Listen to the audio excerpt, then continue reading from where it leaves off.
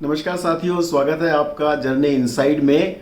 और बहुत सारे लोगों की ये रिक्वेस्ट थी कि सर हमने ड्राइवर कंडक्टर नंबर कैलकुलेट करना सीख लिया है, लोशू चार्ट बनाना सीख लिया है, नेम नंबर कैलकुलेट करना सीख लिया है, हमें फ्रेंडली नॉन फ्रेंडली नंबर्स पता लग गए हैं, लेकिन लोशू ग्रिड को रीड कैसे करना है, उसके अंदर में जो कॉम्बिनेशंस आ रहे हैं उनको हम इंटरप्रेट कैसे करें, ये हमें समझ में नहीं आ रहा है। तो उन लोगों की रिक्वेस्ट को ध्यान में रखते हुए पिछले एपिसोड से हमने शुरू की है नई सीरीज रीडिंग दी लोशू चार्ट, जहां पे हम बात कर रहे हैं कि लोशू ग्रिड में जो नंबर्स आ रहे हैं उनका क्या मतलब है।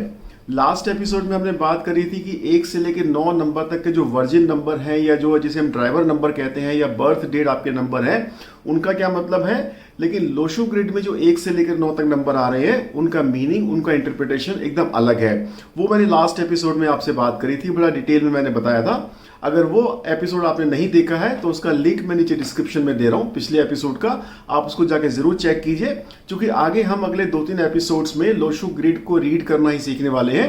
तो अगर आपने पिछला एपिसोड मिस कर दिया तो आप आगे के एपिसोड्स को नहीं अप्रिशिएट कर पाएंगे, नहीं समझ पाएंगे। आज की इस एपिसोड में हम बात करने वाले हैं कि लोशू ग्रिड में अगर कोई नंबर मिसिंग है तो उसका क्या मतलब होता है, उसका क्या इम्पैक्ट होता है। लेकिन आगे बढ़ने से पहले मैं आपसे 2 बातें करना चाहूँगा, और बहुत फ्रैंकली, बहुत ऑनेस्टली मेरे को लगता है कि मैं आपके साथ में बात कर सकता हूँ। मेरे को एक बात की खुशी है, लेकिन एक बात का थोड़ा सा दुख भी है, और मैं ज़रूर आपसे ओपनली शेयर करना चाहूँगा।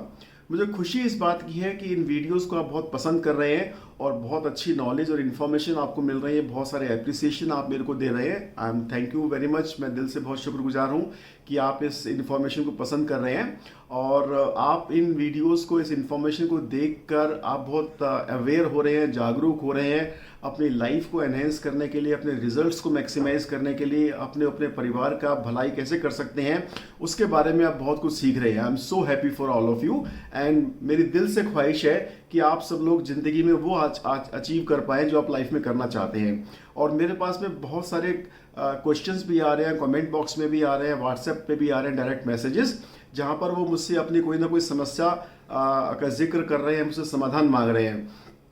देखिए, जहाँ तक पॉसिबल है मैं डेफिनेटली आंसर करता हूँ। कभी 1 आध दिन का डिले हो सकता है, बट आई टेक केयर कि मैं हर मैसेज का रिप्लाई ज़रूर करूँ और मैं उनका सॉल्यूशन भी दे देता हूँ।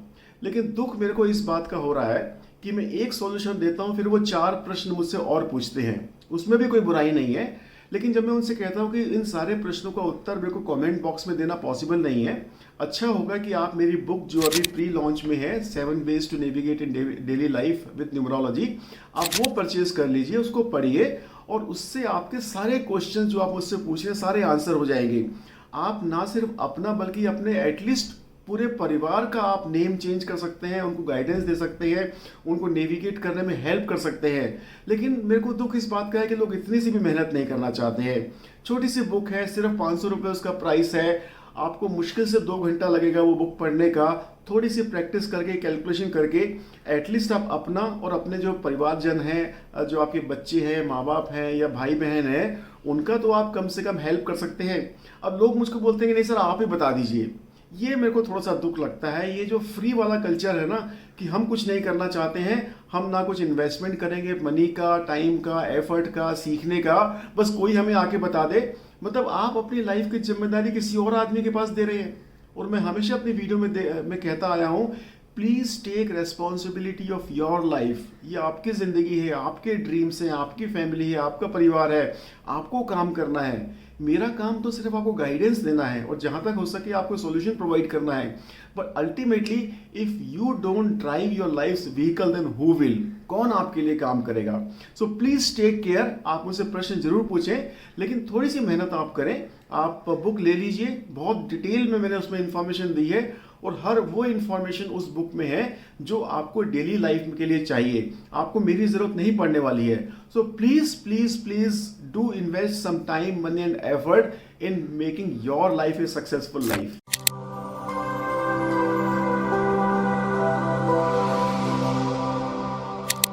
नमस्कार साथियों, मैं राजीव, आपका पर्सनल कंसल्टेंट, और मैं आप लोगों की हेल्प करता हूं आपके लाइफ के पर्सनल चैलेंजेस को सॉल्व करने में। चाहे वो job, money, career, business, finance से रिलेटेड हो, आप पर्सनैलिटी ग्रोथ चाहते हैं, पर्सनल डेवलपमेंट चाहते हैं, अपनी लाइफ के ड्रीम्स को फुलफिल करना चाहते हैं, और आपके हेल्थ इश्यूज हैं, रिलेशनशिप्स के कुछ इश्यूज हैं, और हम आपकी हेल्प करते हैं through the scientific and logical principles of numerology, graphology and wrist watch therapy. तो चलिए हम सीखते हैं कि लोशो ग्रिड बनाने के बाद में हम देखते हैं कि उसमें कुछ बॉक्सेस मिसिंग हैं, नंबर्स मिसिंग हैं, तो उनका क्या मतलब होता है। शुरू करते हैं नंबर 1 से। पिछली वीडियो में मैंने बताया था कि नंबर 1 डिनोट करता है यहाँ पे कम्युनिकेशन एबिलिटीज को। तो अगर नंबर 1 मिसिंग है तो उस व्यक्ति की एक्सप्रेसिव पावर्स कंप्रोमाइज हो जाती हैं। वो बहुत अच्छे से अपने विचारों को दूसरों को कम्युनिकेट नहीं कर पाता है, संप्रेषित नहीं कर पाता है, और दूसरों की बातों को समझ भी ठीक से नहीं पाता है। वो खामखा की अनर्गल बातें करेगा, व्यर्थ की बातें करेगा, या मीनिंगलेस बातें करेगा जिन बातों को कोई सेंस नहीं होगा। तो ये मीनिंगफुल बात करना और उसको कम्युनिकेट कर पाना, ये फैकल्टी मिस हो जाती है। दूसरा एक बहुत बड़ा इंपैक्ट ये होता है कि सूर्य आत्मा का भी कारक है, सोल का भी कारक है। तो ऐसे लोग ईगो लेस होते हैं, इनकी ईगो बहुत कम होती है, ये जो एक सेल्फ एस्टीम हम कहते हैं वो भी कंप्रोमाइज हो जाती है।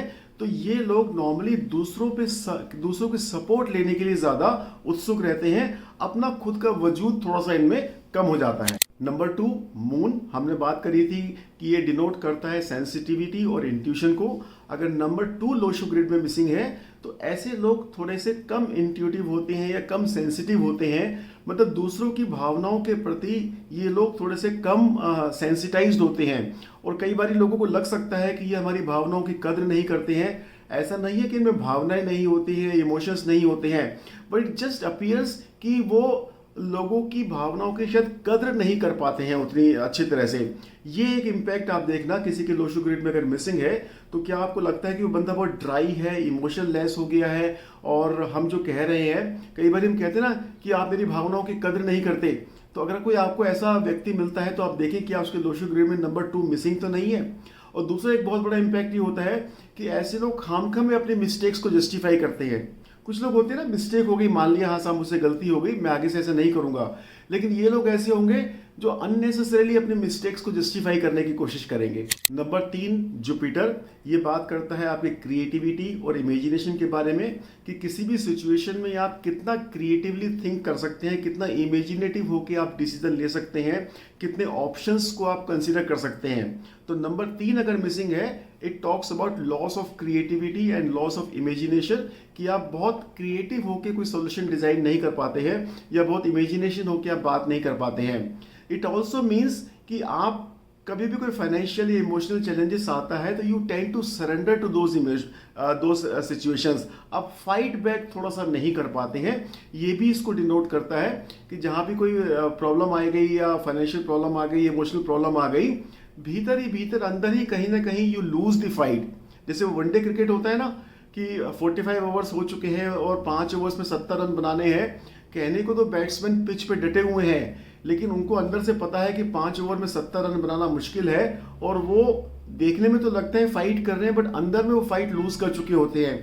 तो 3 नंबर मिसिंग होने का ये मतलब होता है। तो फ्रेंड्स, आई होप ये वीडियो आपके लिए काफ़ी इंफॉर्मेटिव हो रही है, और आप अपना अपना लोशो ग्रिड बना के देखिए। 1 से लेकर 3 तक का कोई नंबर अगर मिसिंग है तो क्या ये कैरेक्टरिस्टिक्स आप अपने अंदर में या अपने परिवार के किसी व्यक्ति में देख रहे हैं, तो देखिए इस अंडरस्टैंडिंग का मतलब क्या है। सबसे अच्छा मतलब, ये सबसे अच्छा बेनिफिट जो आप इस अंडरस्टैंडिंग से ले सकते हैं वो ये कि आप खुद को अपने सामने वालों को बेहतर तरीके से समझ पाते हैं। से फॉर एग्जांपल, मेरे स्पाउस की चार्ट में नंबर 2 मिसिंग है, और मेरी उससे ये शिकायत रहती है कि वो मेरी भावनाओं की कदर नहीं करती है, कभी मेरे को वो इज्जत दे के बात नहीं करती है, कभी वो नहीं करती है। तो हो सकता है ऐसा नहीं है, हो सकता है उसके अंदर में इमोशंस हैं, वो आपसे प्यार भी करती है, सब काम है, लेकिन सिर्फ वो लगता है कि वो भावनाओं की कद्र नहीं कर पाती है। तो अब आप उससे लड़ने की बजाय, अगर आपको लगता है कि वो आपको उतनी तरजीह नहीं दे रही है, उतना आपको इंपॉर्टेंस नहीं दे रही है, it is just that she is the way she is, ऐसा नहीं है कि उनके प्यार में कमी है, वो डेलिबरेटली आपको कुछ हर्ट करना चाहती हैं। तो ये एक बहुत बड़ा इंपॉर्टेंट एस्पेक्ट है जो आपको इंटरपर्सनल रिलेशनशिप्स में खुद को समझने में, दूसरों को समझने में और उनके साथ में व्यवहार करने में ये अंडरस्टैंडिंग आपको हेल्प करेगी। So I hope you are finding it interesting. मैं आपसे मिलूंगा अगली वीडियोस में बाकी के नंबर्स लेके कि 4, 5, 6, 7, 8 और 9 नंबर मिसिंग है तो उनका क्या इंपैक्ट होगा। लेकिन तब तक आप चैनल को सब्सक्राइब करते रहिए, लाइक करते रहिए, शेयर करते रहिए, कमेंट करते रहिए और कुछ आपका सवाल है तो जरूर मुझसे पूछिए, मैं डेफिनेटली उसका आंसर करने की कोशिश करूंगा। So I will see you, bye bye.